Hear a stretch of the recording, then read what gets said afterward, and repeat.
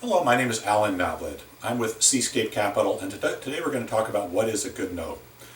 I get phone calls from folks all the time, pretty much every day, who are holding notes and want to sell them, and sometimes with just a few simple things they could have made their note much safer for themselves and much more marketable from trying to sell it.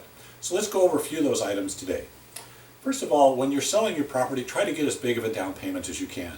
If you can get at least 10% or even more, it's going to make it a safer note for you because the payer would have put in more money.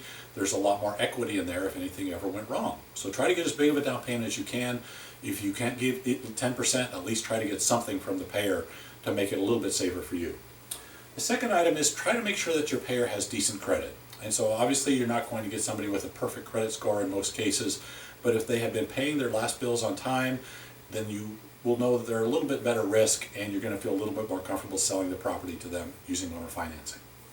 The third item is try to make sure that the property is in a good neighborhood and that the property is in good shape. If we're going to be buying a note, we're going to want to make sure that those things are in place, because if it's not a very good neighborhood or the house is in shambles or something like that, we may not be able to buy the note. So as much as you can, try to make sure that it's going to be a good looking property.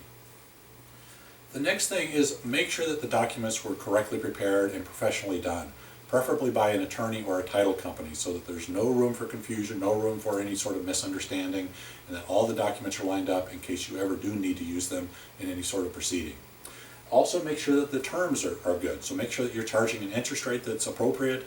Make sure that the term of the note is not just 6 months or 1 year or something like that. Make sure it's actually things that make it a much more marketable note. And finally, make sure that there's no other complications like other liens on the property. Make sure that any previous liens were taken care of. Make sure that property taxes are current and stay current during the time that you own the note, so that you're always in the superior position in case anything ever went wrong. So I hope that's been helpful for you. Have a good day.